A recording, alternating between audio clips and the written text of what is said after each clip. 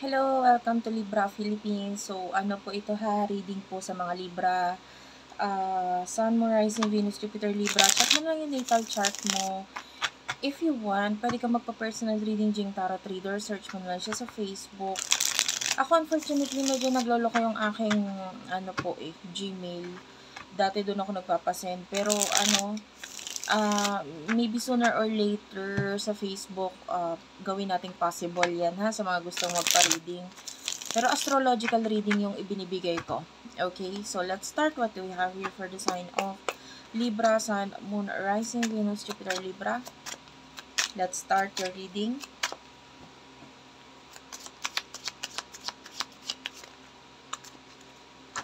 Did you ever the Death card?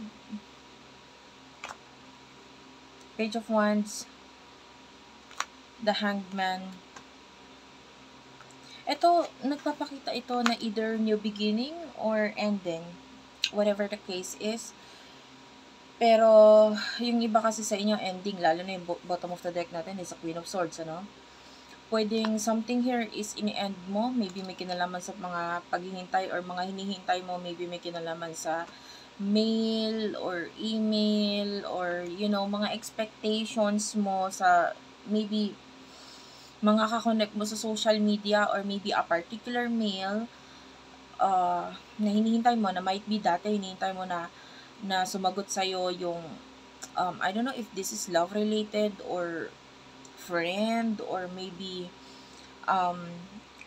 kahit as simple as trabaho na in-applyan mo tapos might be in the past waiting ka na mag-reply tong bagay na ito, but then now parang okay lang kahit hindi mag-reply, hindi mag-message or what, it's just you you know kung dumating, kung hindi, parang ganun. Kung mag-message, kung hindi, diba? Parang ganun. You're no longer waiting with the Death card. And yung iba, pwedeng nagkakaroon ng resurface or mga bagong connection, mga bagong message, mga bagong, yung iba nakikita natin as comment or bagong connections na kaya nagiging madali or nagiging masaya para sa iyo yung pagka-cut off, maybe regarding your past or regarding dito sa mga hinihintay mo, And, sino to person nakakonect mo pagdating sa love? Person nakakonect mo pagdating sa love. Thank you pala sa mga, sa mga nagko-comment sa akin dyan. Honestly, nakakatawa yung mga comment ninyo. Nagbibigay yun ng ngiti sa akin sa araw-araw. Yung pagbabasa ng comment sa inyo. Yung iba, nakakatawa yung mga comment. Yung iba nakakakilig pa, Anyway. Sino to person na connect mo pagdating sa love? Okay. The High Priestess, okay. High Priestess, this is like a spiritual connection sa inyo ng person na ito, and marami to actually, maraming card na bumaba or lumabas, pero sige, basahin natin. Queen of Cups, spiritual connection, Nine of Cups, okay. Yung iba sa inyo, marami kang options, or marami nagpapakita ng attention or attraction sa iyo ngayon. So, Knight of Swords, Gemini, Libra, Aquarius energy. So, Ten of Cups, the Fool, Ace of Pentacles. I can see a new person here. So, could be someone who is very spiritual or very, pwedeng religious na rin eh. Okay, a person, ito, pwedeng marami din siyang options or meron siyang ibang options, And the way I see this with the Knight of Swords, nakakita tayo ng actions mula dito sa taong to. Or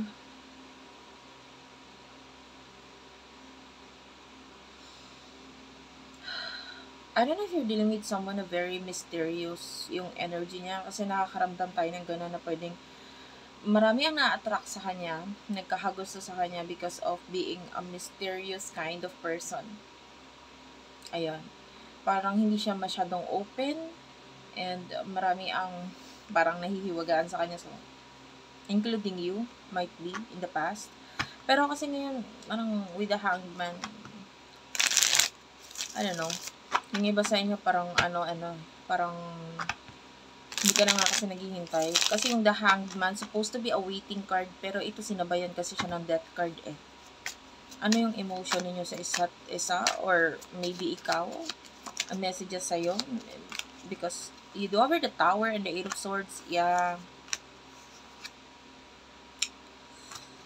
The Tower, another ending card. So, with the Eight of Swords, kung ano man yung mga something na hindi mo malisa noon, nakikita natin na in-end mo na to, yung mga bagay na ito. Like, maybe in the past, parang, if you are, eto, iba-iba. If you are in love with someone in the past, parang nag-end na yun ngayon, or nawala na yung ganong energy na parang, maybe in the past, patay na patay ka sa someone very special sa'yo. But now, parang, with the Eight of Swords and the Tower, parang hindi na ganon because meron ka ng ibang priorities, or might be, I don't know, it feels like basta na-enjoy mo lang yung situation mo ngayon, ganon.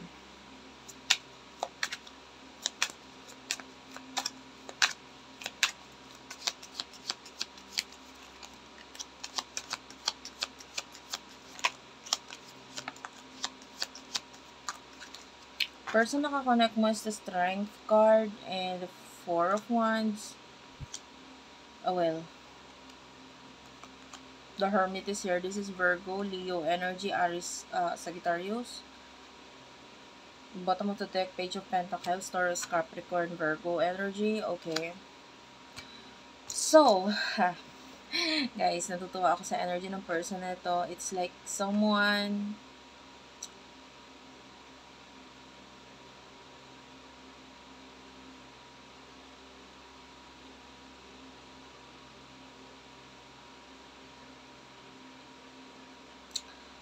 parang gusto niyang ayusin ang sarili niya, finances niya, career niya.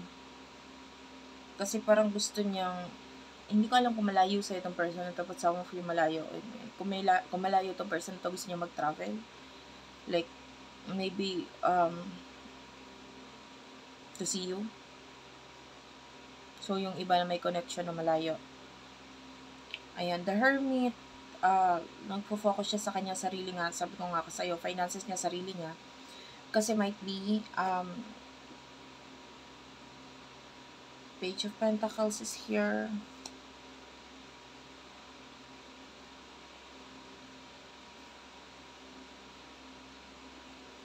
Yeah, this person gusto kanya makita. The Sun, the Three of Cups is here at the bottom of the deck. So, gusto niya makita ka. Especially if this is a past person, gusto kanya makita. Seven of Swords, this is showing to me as like, may tao sa paligid niya na naiinis siya. Parang gusto kong sakalin. Ganun yung energy. Parang nanggigigil siya ngayon dito sa taong ko. And might be, naiinis siya. And yung iba kung hindi sa side niya, pwedeng sa side mo rin eh. Pero hindi lahat, guys. Take only what resonates. But majority na nakukuha ko, naiinis siya doon sa taong iyon na malapit sa kanya. And tell me about this. Ba't siya naiinis? I mean, makikichismis lang tayo. Four of Swords is here. Gemini, Libra, Aquarius. Wait lang, guys. Okay, sorry about that. Nahahangin kasi kanina yung aking card. So, naayos ka lang. Four of Swords is here. So, naiinis siya dun sa taong yun kasi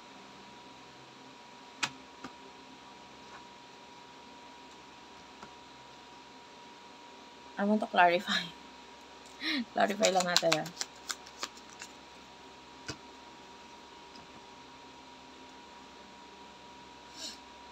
Gusto niyang alisan, parang ganun. Gusto niyang iwan, gusto niyang alisan. Seven of Cups is here. So, hindi na siya natutuwa eh. Hindi siya satisfied sa nakikita niya. And with the Four of Swords, this is showing to me as a person na parang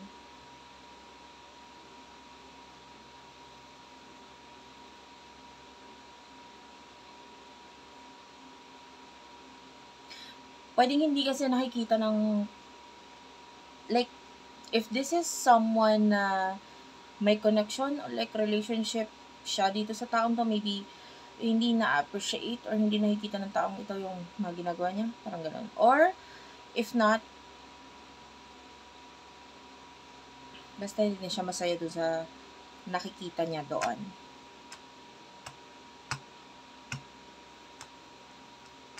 Maybe if this is a career or a person sa kanyang career, parang nakikitaan niya ng kaplastikan or, you know, parang hindi niya na-feel yung taong ito. So, what will happen in the future, for your near future, for our Libra ba to? Parang, feeling ko naman Libra siya.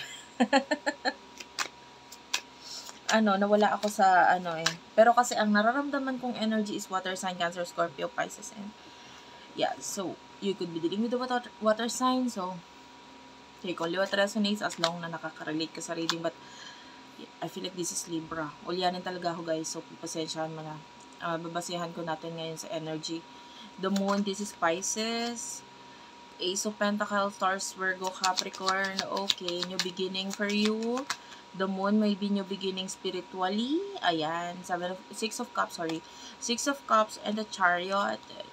Well, nakakita tayo ng past person na pwedeng magta-travel to, like maybe magkaroon ng new beginning sa inyo ng person na to. So, or if this is you na pwedeng may pag-aalok ng pagta-travel, I feel like you need to grab that opportunity.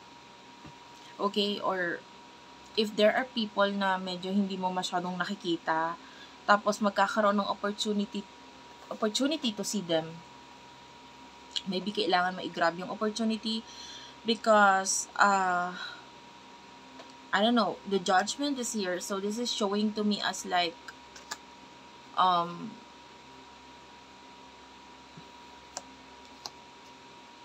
medyo mababago yung isip nila sa'yo or yung pagtingin nila sa'yo.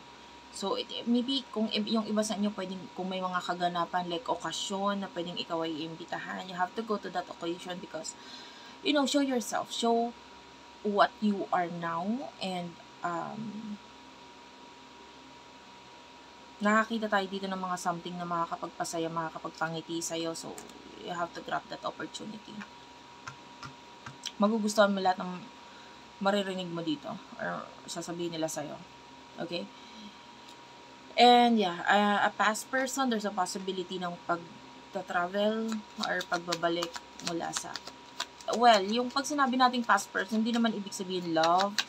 Pwedeng could be a friend or people from the past. Yan. You do have your 5 of Pentacles, 7 of Swords, the 6 of Pentacles. Oh, okay. Problem with regards sa money. Pwedeng pag-awayan ng person na ito and the people around this person nakakonect mo. Nakakita tayo dito ng also another person na nagpapakita ng interest sa'yo. So, tell me about this. Hindi ko alam kung may connection kayo nitong person na to, pero nakikita natin na parang gusto mo lang talagang chumismis dito sa... Kasi may mga something na parang gusto akong tanongin dito sa person na to, na parang nararamdaman ko na kahit wala kayong masyadong connection or what, parang gusto mo lang din malaman, makichismis ka na. So, makikichismis lang tayo, parang ganun. With regards sa person mo and dun sa kanyang connections, okay, or situation. So, tell me about this. What's with the 5 of Pentacles? Okay, so may pag-aaway tayo regarding, okay, hindi lang ikaw, kumbaga maraming tao ang nakakaalam ng kung ano yung situation or, I mean, especially dun sa mga taong malapit sa kanila. So, marami ang pwedeng pag-usapan sila because of this. The world is here. So, there's a possibility of like completion. What's with the world? Four of Cups. Yeah. Nakita tayo dito ng mga offer sa'yo na pwedeng tinatanggihan mo or hindi mo alam kung paano i-accept na maybe this is coming from people na malayo sa'yo. Yeah, and I feel like yung iba hindi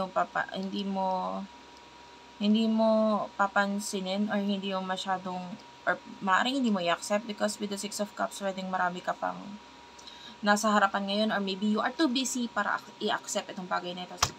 But I can see people na malayo nga sa'yo na possible na may offer or may gusto silang like yung iba sa inyo, there's the possibility of like an offer na pwedeng ikaw lang yung kailangan nila, ganun. Ikaw ang kailangan niya or nila.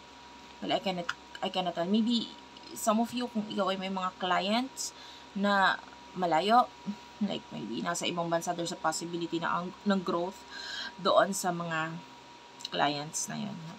Increase of, so if you're like no, may social media ka, or you are an influencer gaining more followers, etc. Thank you for watching. I love you all, guys. Sana po ay mag-subscribe kayo, mag-comment kayo sa baba, and ma-appreciate ko po yung inyong pag-follow, pag-subscribe. Ayan, thank you po. I love you all, and bye-bye.